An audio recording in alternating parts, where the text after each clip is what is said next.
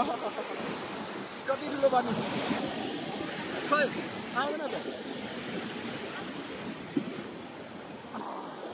ले T shirt मैले T shirt खोल्ने विचार थियो चिसो खै आऊ न आऊ सबैजना आऊ यी त्यहाँ हाम्रो मोटु भाइ छ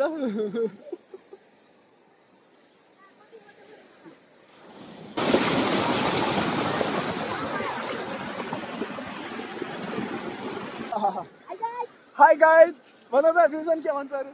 तिमीलाई कस्तो लाग्दैछ भन राम्रो लाग्दैछ योभन्दा पहिला कहिले आएको थिएन आउन फ्युजन त धेरैचोटि आयो मेरो दोस्रो टाइम पहिलाचोटि म र प्रसन्न आएको थिएँ त्यति बेला पनि यस्तो राम्रो थियो त्यति बेला पानी बढी थिएन अहिले चाहिँ पानी बढी छ आजको हाम्रो विकेन्ड धेरै राम्रो रह्यो यो विकेन्डमा हामी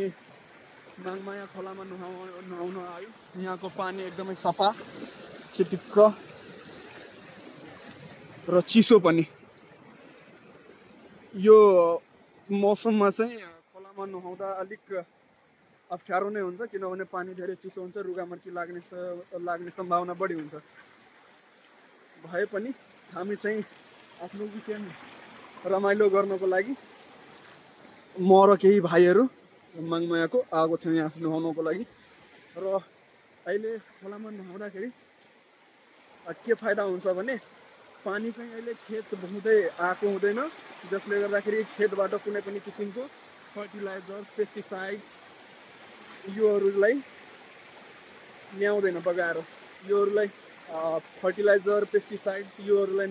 बगाएर नल्याउँदाखेरि पानी शुद्ध हुन्छ र स्वास्थ्यमा त्यस्तो नराम्रो असर चाहिँ गर्दैन र अरू बेला चाहिँ के हुन्छ भने फर्टिलाइजर्सहरू इन्सेक्टिसाइड्स पेस्टिसाइड्सहरू बगाएर ल्याएको हुन्छ र हाम्रो स्वास्थ्यलाई स्किनलाई हानि गर्छ त्यही भएर अरू बेला चाहिँ ननुहाएर अहिले चाहिँ नुहाउँदा उपयुक्त हुन्छ thanks for watching like comment and share पनि गर्नु होला